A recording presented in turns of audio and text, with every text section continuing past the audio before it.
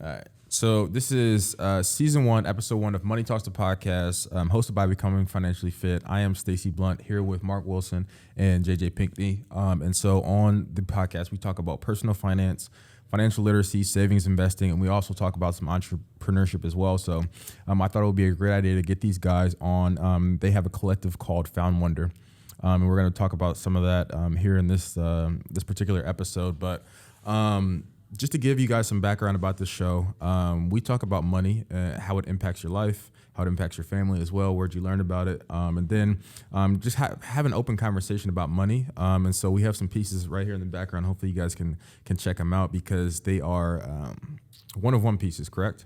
No, sir. Correct. One-on-one pieces, so we'll get into all of that. But I do want to give you guys a chance to give some background about yourselves. So JJ, let's start with you.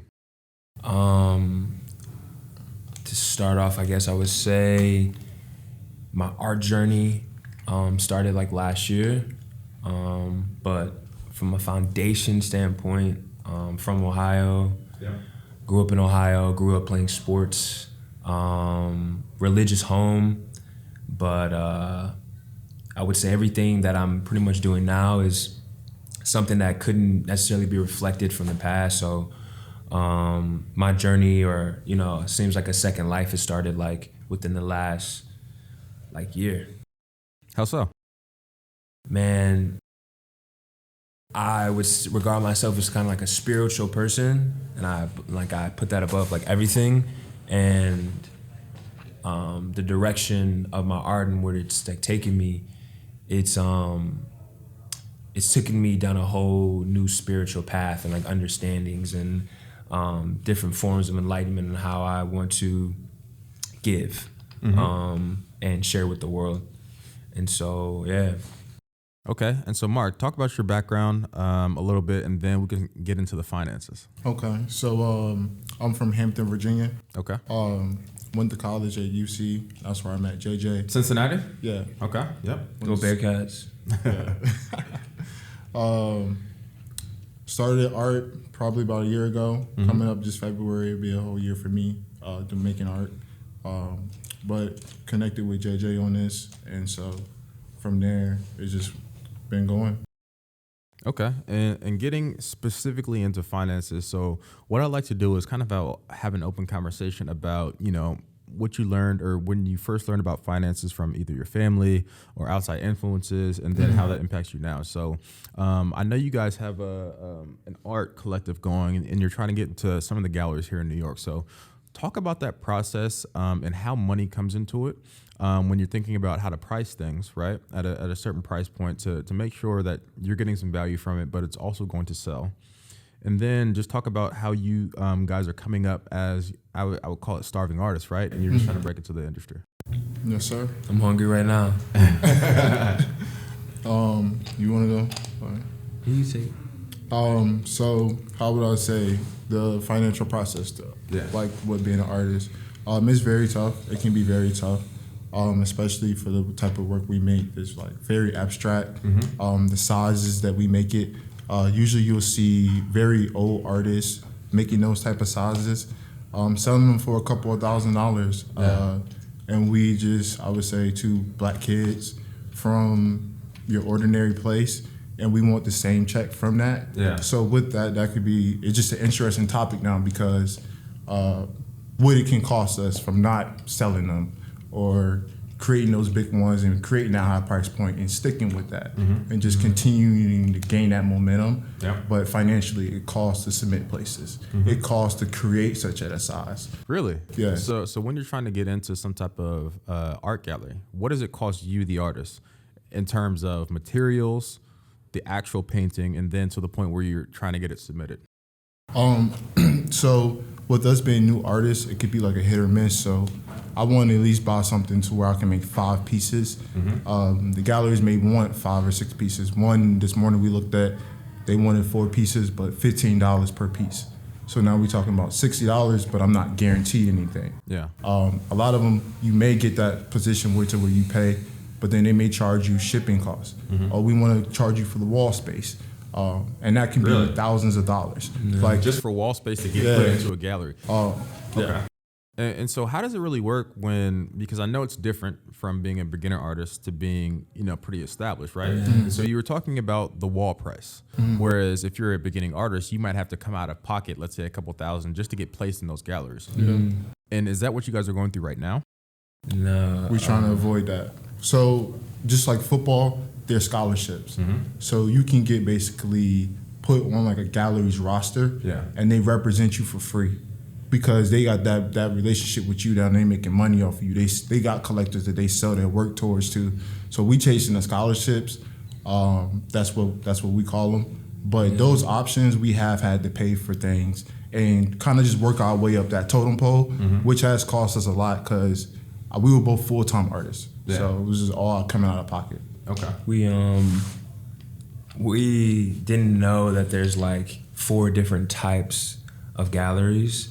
And like commonly enough, a lot of people don't know that. I don't. Yeah, I want to learn. So there's a commercial gallery, and that's kind of like what Mark was talking about. Commercial galleries it's like a full ride scholarship. Like they see your work and they want to represent you as like as an artist, and you're on their roster. And so now they'll provide the means for you to just excel as far as you want to go. Yeah. You kind of sign with a team, and then.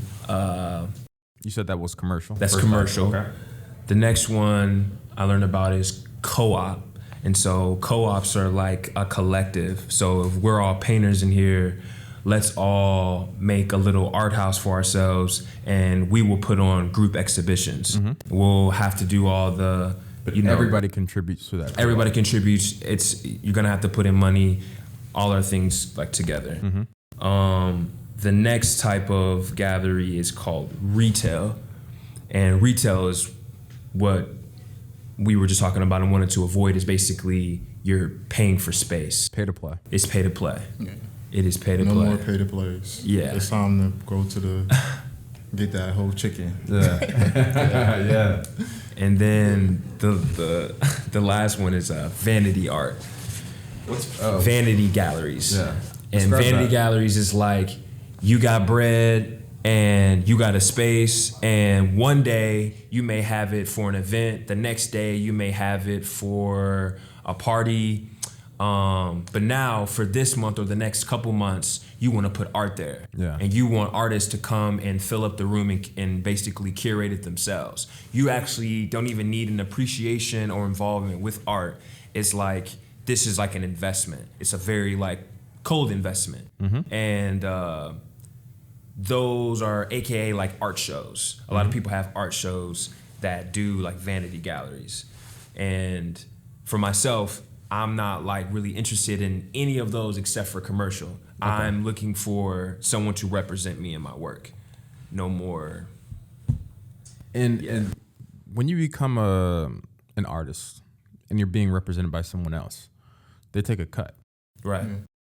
Is it that they take a cut out of every sale that you make, or is it something where you have to put them on like a monthly retainer, or do they just work for free, kind of like a realtor, right? They work for free up until the point where they make a sale for you, or they get you placed in some type of gallery? It works that way. Like modeling agencies are the same way. I would compare it just to football. So you get a full ride. Yeah. You don't pay for nothing. I had people contact me. They say we charge some people a monthly fee for this, what we offer in these services. We may offer this to you for free. Yeah. So just like football, you the top recruit, you gonna get everything, the whole package deal. Everything you need to succeed. Right. Pretty much. Yeah, they may not be all the way sure. We gonna charge you monthly, or we gonna charge you your work. It just depends on how they feel, like where you can take them. Yeah. And so going through that process, how do you get involved with someone who's going to represent you? Because I imagine it's not an easy process. It's not. I would say life, just running into the right people, right email being sent. I don't have gallery representation. You don't have any but we're trying. We got like new opportunities. Yeah, you would know. But we got new opportunities. So like, I'm going to be doing an exhibition by a gallery that has like a gallery roster. So it's almost like a tryout, sort of say. Yeah. Like kind of you get to bring it face to face like a combine. That's how I'm looking at it. Yeah, that ass. Yeah. So when you're going through that process, you guys have a stable of pieces, right? We have some behind you. We have some behind myself as well, right?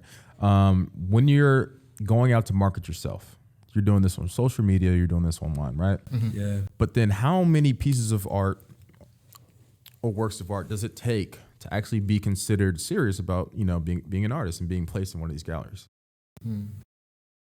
So I would say a lot.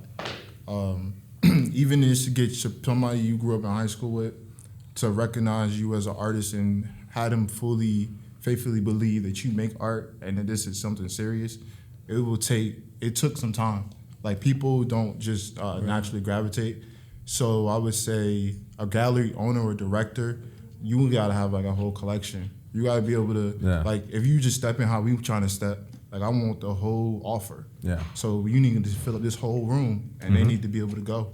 Yeah. So just being able to curate that within your own work. And in terms of numbers, is that 20 pieces, 50 pieces?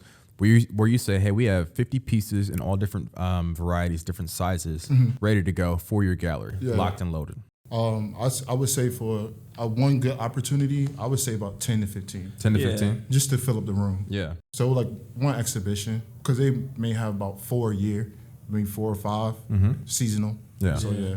That worth ethic part of the artistry is like very important, because if you don't have that worth ethic coinciding with that natural creative ability, you do them no good. Your investment really isn't any good, because we need you to keep exploring these worlds. Yeah.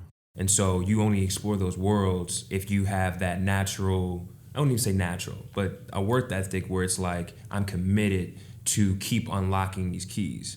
And so that's what numbers looks like. This person is dedicated to like advancing in this. So that's like very important. And that like really gets them off. Like, oh my God, like this person has enough work for like, maybe, I'll be honest with you. If you have 50 paintings, bro, you have enough paintings for a lifetime. Yeah, you 50? Yeah. That's enough for a lifetime. Yeah. How so? Yeah. Because let's say you actually become like renowned, you don't have to just be displaying your work. I can vault them. I'm gonna vault 35 paintings, let's just go for 20 years, 30 years. And so you can work so far ahead. And it obviously depends on people that can work that far ahead, that can make that many pieces. But I truly believe that.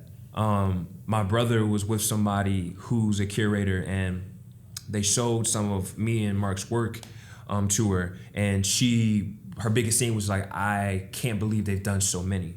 How have they done so many? How have they done so many? And when we hear that conversation, we were like, how could you not? If you say you paint, like, you're just gonna be painting. All day. It's your passion. Literally. You're gonna paint all day. All day. And bringing that back in terms of money, you don't get paid to make these paintings, right? Yeah. Like, this is all your bread that you have to put up front, right? And so what actually drives you guys to do this? Is it a monetary incentive, like knowing that in the next 5 to 10 years, just one of them could hit big and they can make you $100,000, $500,000, $1 million?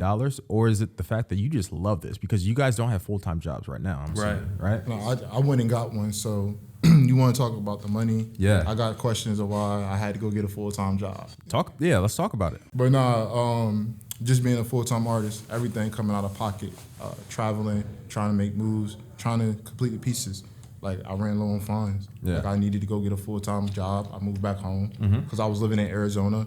But financially, for me right now, it's going to be best I have a job and play this slow now. I would say I have 10 pieces that are 10 solid pieces. 10 solid pieces, and it's opened a lot of doors for me. Yeah. But financially, for me to be in the right state of mind, be healthy, and continue this path, I'm gonna have a job. Okay. Yeah.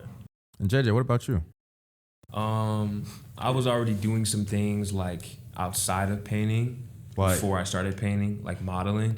So my path is very similar to that. I've been able, like, lucky enough to be able to make that type of money, good enough money.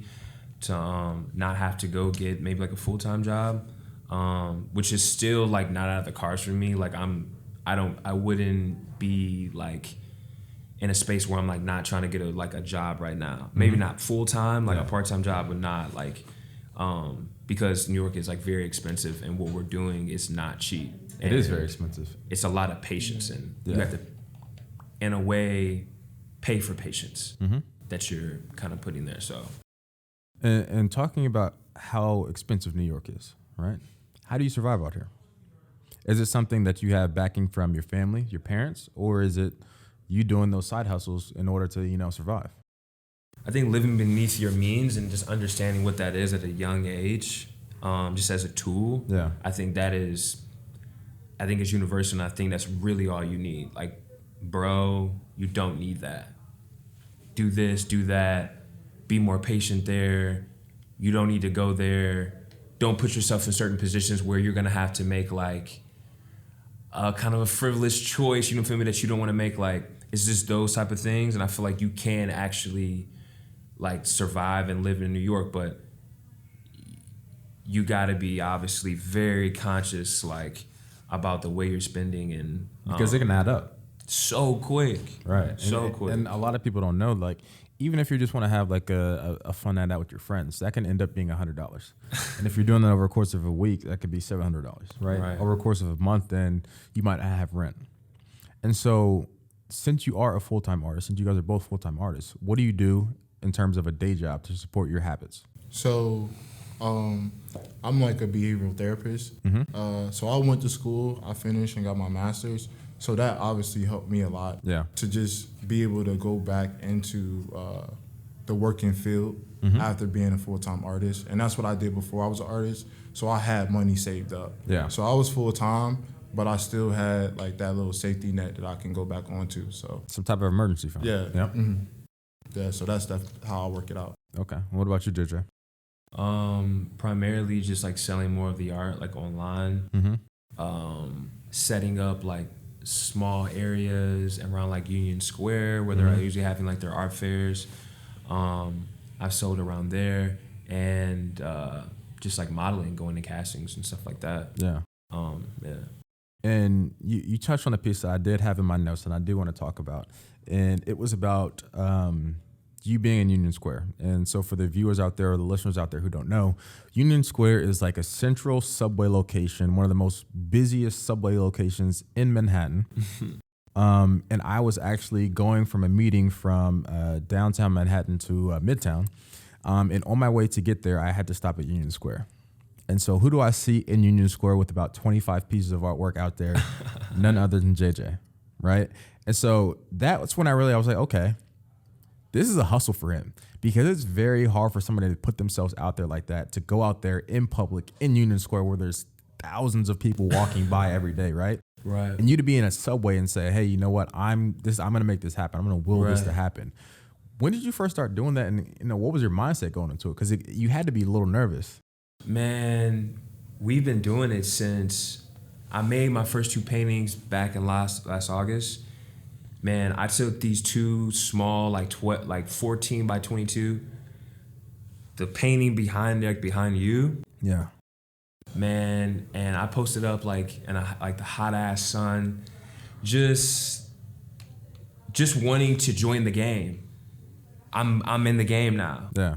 And so that's like, I'm not gonna say that's all we wanted to do, but at the time that was like very important for us to just be in the game. And so like, regardless of the game, the high arena, the NFL is the gallery, right? Yeah. We have to start somewhere. And so that was kind of that establishment. And like what we found out, like the biggest thing that a lot of people don't understand about when you are out there, you put yourself out there, you may not sell, boom, whatever, but the people that you will meet and the rabbit holes that you go from there are insane. And so I've been like tremendously blessed from just being in that position, getting in contact, someone obviously just walking by, my work is there, and something developing from that. Yeah. That is like, that's been huge.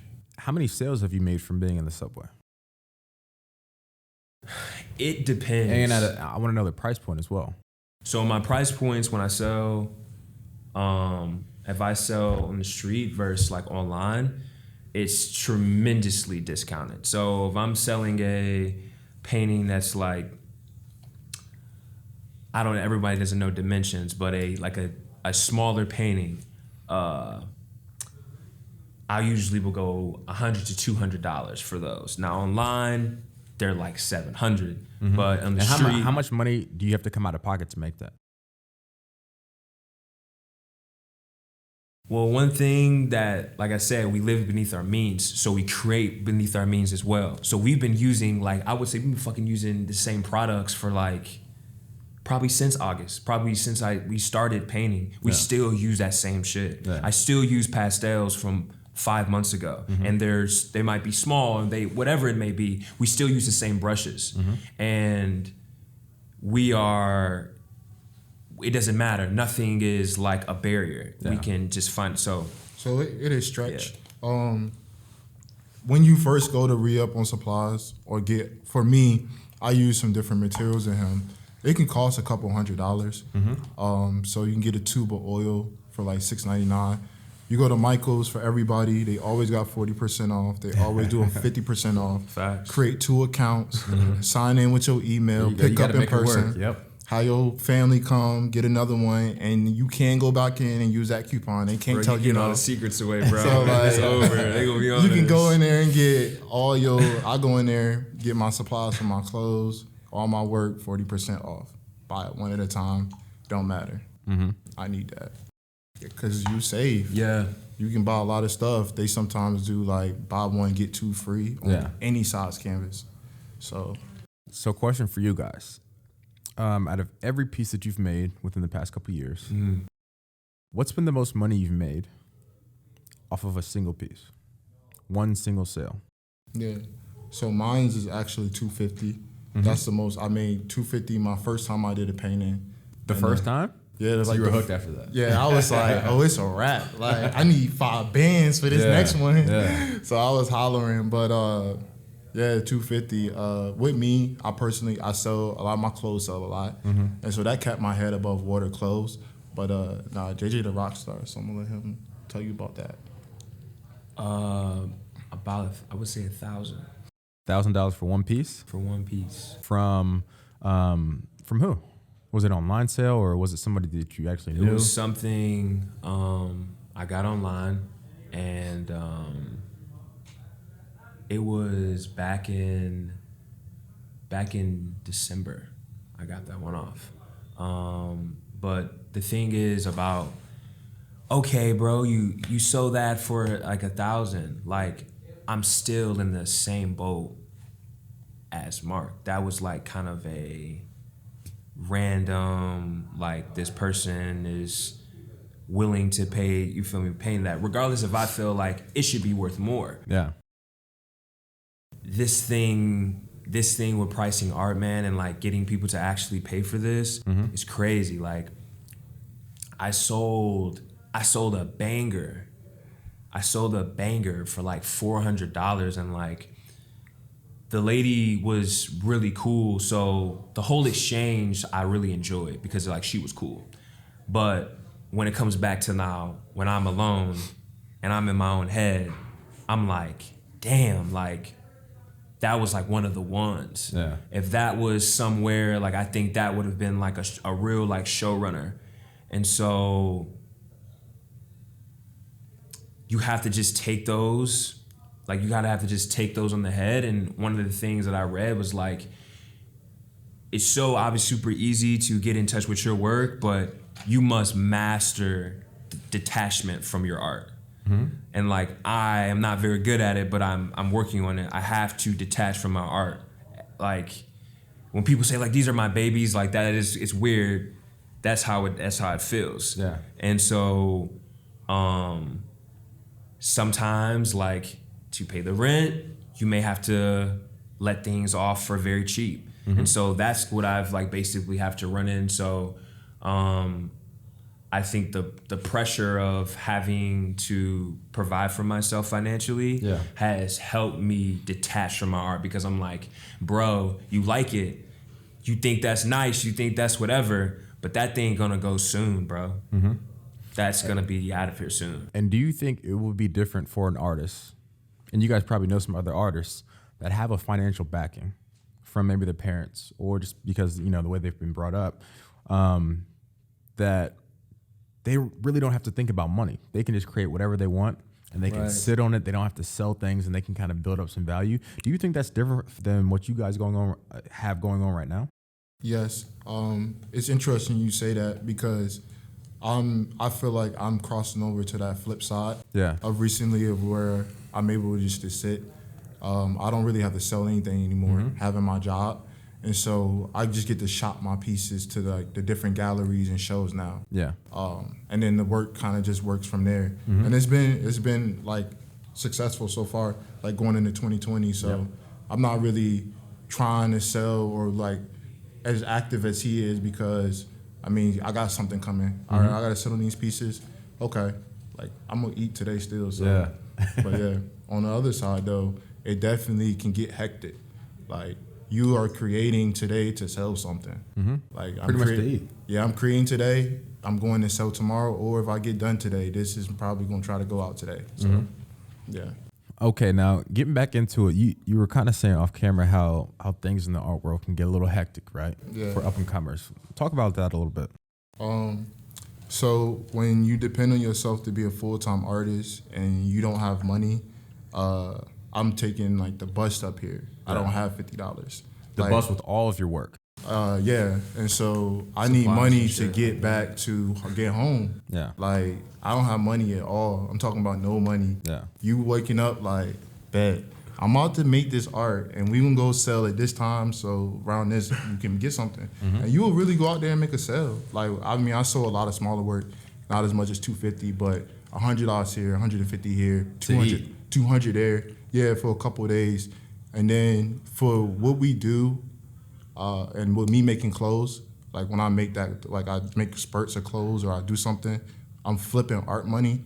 You can't make mistakes when you flip your art money. Yeah. So if I sell this painting, that next painting need to sell too. So I can't go in there and be like, oh, maybe it may not be good this time. No, I need to sell this time. Yeah. So you just made 100, you go get them supplies and we'll be like, yo, what supplies you got? What you got? Cause I'm gonna use this. Trading cards. Like, yeah, cause you're not trying to go buy nothing. It's all about being resourceful, right? Yeah. Because like you said, sometimes like this 100 has to be used. You have to use 50 of that to go make another 250. Yeah. That 250 has to be used to eat, you know, to survive, and then to make another piece, right? Because out in New York, everything is super expensive. And I did see you guys have a collection called Found.Wonder. I saw a picture of JJ on the train, right, with a bunch of pieces of art, and that's the life, right? That's the hustle, right? Yeah. No. And so when it comes to that, That's a funny story. Yeah, I want to hear the story about that picture in the subway. Right. So basically, I got invited to a show called Raw Artists. And when I got invited, I think I only had made like 2 paintings. And I don't even think I really was on a path to like do more or whatever. And so when they called me, they wanted me to do something in fashion. They wanted me to make some pieces for like a show they were having when they stopped in Cincinnati. It's kind of like a traveling like art fair, and they have a lot of different genres. And so I basically was like, I don't have like any clothes made or anything like that. Like anything you see on my Instagram, these are all like concepts. These are not physical works. And so I took that and I was like, in my mind, like, okay, well, I guess nothing will really come from this.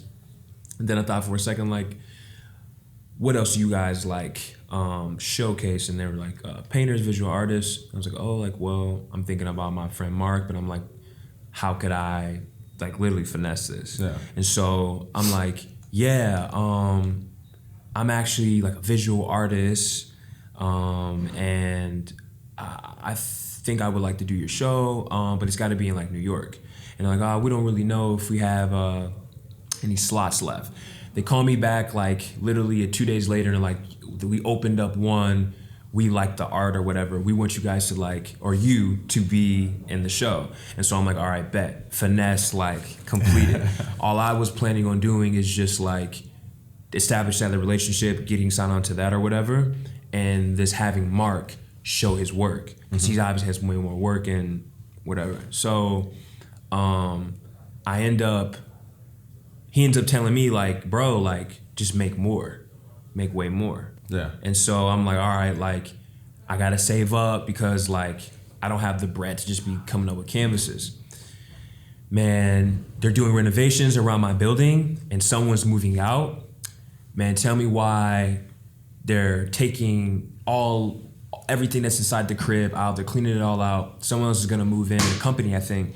And man, they have like 15 canvases in there. It was meant to be. And this is my neighbor. I've been living there for like almost a year now, and there's an artist that's been living there the whole entire time. And so I walk by, I see it, I ask him if I can take it. I end up taking him. I FaceTime him. I'm like, bro, like look at the crib now. And there's just all of these kind of like fresh canvases. And so from there, that's what erupted everything. Yeah. I was now able to kind of just explore. And it was the first time I ever painted without him. It was the second time painting now. So that's the one behind you is the one I created when I discovered that. Moving forward, now let's fast, that was a little backstory, moving forward. That picture from the train, we had that show 2 days before. When we were there, somebody was like, yo, this is really dope. I know somebody within the art world that can like maybe look out for y'all. She hits him up.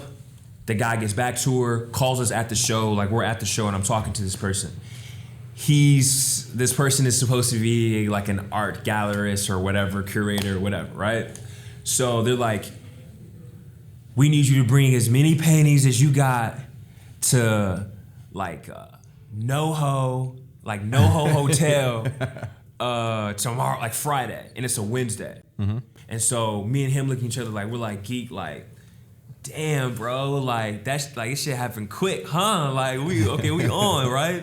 And so he's like, bro, you gotta make way better like material. Like your work's gotta be better. You gotta turn up literally in the next 24 hours. You gotta turn up and like curate something much better. So that's when I did the painting we call I Killed Warhol in a Medusa head wrap, and it's in that picture. It's the big one behind me. Yeah. And so I did that in like I would say 10 hours time. Man, we get there, we carry these all the way to Canal Street, bro. Like through Canal, deep in Brooklyn, Bushwick, baby, deep Bushwick. We get on the train, people looking at us crazy, like what are they taking all these like crazy pictures, whatever.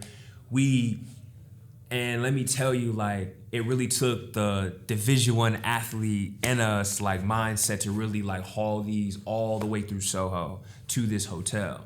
And so we arrived to the hotel, and, man, there's already art up. And so we're like, okay, like, maybe it's going to be put up in a different time or whatever. So we end up talking to a couple different people. They're unaware of why we're there as well. Oh no. Right? And so we're like, and we've both never gone this far in the art journey. So we don't really know what's really happening right now. First time for both of you guys. This is the first time for both. We're actually talking to somebody supposedly serious about art and curating in a gallery. And so, man, we're chilling there. We're waiting for a certain guy.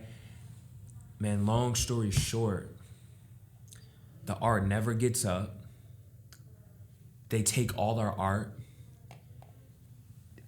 It's supposed to be, me and him supposed to get a group show. No group show. They take our art for like a month, man. And we end up having to like call them up, like, yo, we have to pull up. Like, we need all our art back. We need everything back. They were lacking in communication. They would text us randomly and saying, how many pieces? Dog, they had an army. Of your work? Of ours combined. They had an army. And they were code on text. We would call, they hit us back and stuff like that. And so we had to like obviously put our foot down, like, bro, like we have to go get all our artwork. Like, you know, none of this kind of panned out to what we wanted, and it ended up being kind of like an interesting situation where like. And so how'd you get your work back? We literally had to drive to the gallery, like call the dude who supposedly owned it. I mean, I think he do own it, and just kind of pressed, like, we already pressed the issue through text and calls. Yeah. Like, he was just avoiding us. They collected our work and told us basically, like, all of these things were going to happen. Nothing happened. Like what? Like, we was going to have, like, the group show in the gallery. They told us about how they do work overseas, how, like, our work was, like, so amazing. Like, they was like, oh, my God, we need this work now. Like, we're going to collect all of it, transport it. Like, we will take care of you guys. Like, here's our personal number. But it just ended up being some, like, to me, I mean, I'm not from New York. I just call it, like, some New York scammers. Like, it's a lot of people out here. You're dealing with art, the artistry industry, you know what I mean? It's a lot of people who say they do certain things. Did you guys end up getting everything back? Yeah, it was a hunt. It was a hunt. Some man. pieces weren't where they were supposed to be. And so when they were promising you this stuff, right, did they say, we're going to give you X amount of dollars if something sells? Nah, they weren't telling us nothing. But we never reached that level. So we was like, oh, we here, but we don't know, but we going to trust y'all because we was in a gallery. You know what I mean? They talking, we could see the Instagram, we could just see face value things that we haven't reached yet. Yeah. And so we got really excited, and it just ended up being. So you learned your first lesson about New York art. Right. Oh my gosh. You can name anything a gallery. So someone's just people are literally in New York City are renting out spaces, buying spaces, and they're just literally calling it a gallery. Mm-hmm. And so what we learned is that, like, obviously not to take things for face value, but until it is real, you know what I mean? You're dealing with somebody on a very business-like transaction. Yeah. It's all cat. It's literally all cat. Like, you gotta be in the gallery. There needs to be an appointment made, like, because this is a real investment. If it's not anything like that, you're dealing with, like, some backhand, like, it's not really in your best interest for real. And so I want to ask you guys this question because a lot of people might be like you. They might be up-and-coming artists, and they want to get into some of these galleries here in New York. Where does the money aspect come in? Is it something that's really never talked about? Or is it something where you're promised a certain number or a percentage, and the only way you can get it is if something sells? Yeah. So, I mean, through my experience, they're not going to talk to you about it unless you on. So, like, it ain't even a conversation we're going to have to discuss with you about where your per work priced at. Artists, from my experience and what's going on with me, I price my work what I want to price it. And the gallery will tell me if they feel like they can't sell at that price point. Like, they'll just I have a piece priced at $25,000, and a gallery and then like a solo show, they both denied it. They were just like, we don't handle art at this price. But they're not gonna tell me like, oh, the other pieces were too expensive. I got representation through like an online platform as well. They're pretty serious. Like, they charge for subscription. Yep. But I have it for free, and I send them my price list, and they didn't say anything. Yeah. But some take 20, some take 30. They'll discuss how much they're gonna take if they sell though. So that is something you hear. Okay. And what do you guys think the price of art, where does that come from? Because I know there's some pieces that you may look at, and I'll get into a story later about, let's say a banana that's taped to a wall. Yeah. And it's going for, what was it going for? It's sold for $125,000. Yeah. A banana duct taped to a wall. And so I saw you guys, you had a post on Twitter about getting yourself to, was it Art Basel in Miami? Yes. And tell me about that process and why you wanted to be in a show like that when you know they're offering pieces that, in my opinion, don't really add that much value. Well, that's exactly why. I mean, they spending that check. They're spending that check. I mean, I'm an artist. I love to paint, but I'm here to get my check too. Yeah. So like, I feel like I compare the stuff to football. Football player, he love football, but he want that max deal. Yeah. Like, so if they down there spending 125 bands on a banana, like, I just need to outthink who sold that banana next time and get me that check. So and just being around that. it's just people spending money, like wanting to spend money, and so it's kind of just like just being in the position versus the quality of your art is like doesn't even matter. It's like you getting. Do you really think that the quality of your art doesn't matter, and it's more about your clout, your status, in a space like that? I think so. And a show like that, so artists pay for wall space in those type of shows. So does every artist pay for wall space, or is it The gallery. yeah, You so have to be represented through a gallery. you represent through okay. a gallery, and the gallery will charge you by square foot of space. But they gonna pay that fee to be into those fairs. Like the Miami one's a fair. Yeah. And so if you on, like you that person, you gonna get the full ride. But some people down there, they paying like 2 bands to have like wall space. So that's why that market is so hot for what they sell for. Yeah. It's because you gonna pay to get in here. Like you gonna have to have that check. Okay, and so from start to finish, as an artist, you pay your upfront cost for materials, your canvases, your paints, your oils, things like that. You make the work, so you're spending your time. Yeah. You then, as an up-and-coming artist, you would pay for wall space.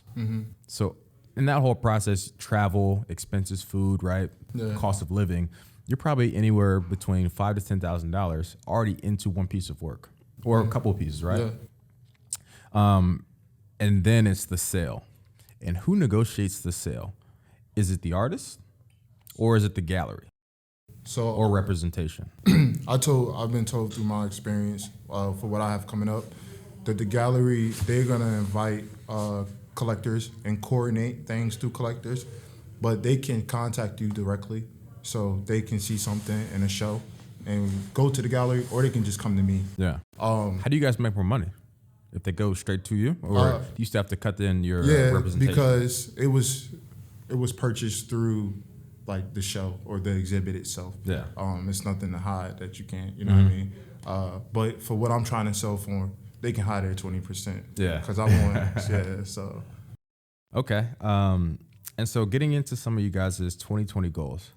I know you guys should have some lofty goals, right? Yeah. You're in the mecca of art, being close to Manhattan. What are some of your 2020 goals for your business, Found Wonder? And then also, what is your 5-year plan for what you guys have going on? Well, Found Wonder is mine. Okay. Is my like business and kind of art collective. His is surfdontfall. Yeah. Surfdontfall. I'll be working for Found Wonder though. We be joking. Sometimes we each other intern. Right. Nothing wrong with that. Like you help assist. Yeah. Like Real shit. you need something, I got you. Yeah. What we about to do, so it don't even matter. Okay. And so some of your 2020 goals for Surf.Fall and Found Wonder. I want gallery representation. I want to be in a short film. I want to act in a short film this year. I want to release music, and I want to attack like some project series that I have for some paintings. I want to get them all done this year. And how are you going to do that? How are you going to go about doing that? Knowing that like it just literally doing like obviously there's scenes a plan is something very big, but having the mindset that like you're going to do it and you are like itching, or you shouldn't put yourself down, but that little voice in your head is like on you about like, bro, like you said that shit, like I'll hold you accountable as well for that. Yeah, Definitely. facts. Yeah. Dude. So Mark, what about yourself? What are some of your 2020 goals? For 2020, Yep. it's just the same mindset, just wanting something to pop off, to be in the exhibitions, to be represented, to sell for thousands, like to just let this go for 10 bands. Like, I'm not playing. Like that's how my energy is. I love that you say that, right? Because right now, some of those pieces that you're selling for $250 could easily, in my opinion, be going for 10 bands, $25,000, $50,000, because they're huge, right? Yeah, they're great work. I appreciate that. And then I'm looking to touch the like international scene with some residency programs. So the same mentality, like coming to New York, like I want to come and take New York. Like I'm not from here, give me this. I want to take that to like the international scene. So when I go visit these other countries, I just want to leave my stamp. Like, Okay. And so Within the next 5 years, what do you guys have planned to take over the art industry? To be doing everything. I like to paint, but I like film. I just look at y'all. I'm like, this is impressive. I like a lot of other things. I love music. Yeah. Painting is just a way to express myself. So in 5 years, I just want to be able to say, I'm the head of something like a fashion house. I'm like creative director. Like I feel like I can create a lot of things. So art is a gateway for you guys. Yeah, you could say that. It's our little gateway drug. We in the corner. Doing our thing. Okay. So I do want to give you guys a second to give out some of your social media for the viewers and listeners out there, right, who want to get in contact with you guys and see some of these pieces of work that you guys have to offer. For sure. My Instagram business page is found.wonder. You can also find my personal page in the bio of there as well. I sell all of my pieces through there as well. Come check it out. Give me a follow. Follow you back. Yeah, surfdontfall. Personal page, art page. I'm gonna put everything up there. I do it. You're gonna see it up there. So website as well, surfdontfall. You contact me by email. I got all my paintings that I've done available. So. Okay, I do want to thank you guys for being on season 1, episode 6 of Money Talks, the podcast, and really giving some insights about the art world and how you guys are coming up. So within the next few years, within the next few days, I'm going to look for a piece for myself. But for all the viewers and listeners out there, you guys should definitely check these guys out. They are the next big thing here in New York. So I want to thank you guys for being on the show. Yes, sir. Appreciate it. Thank you. Thank you. Appreciate it.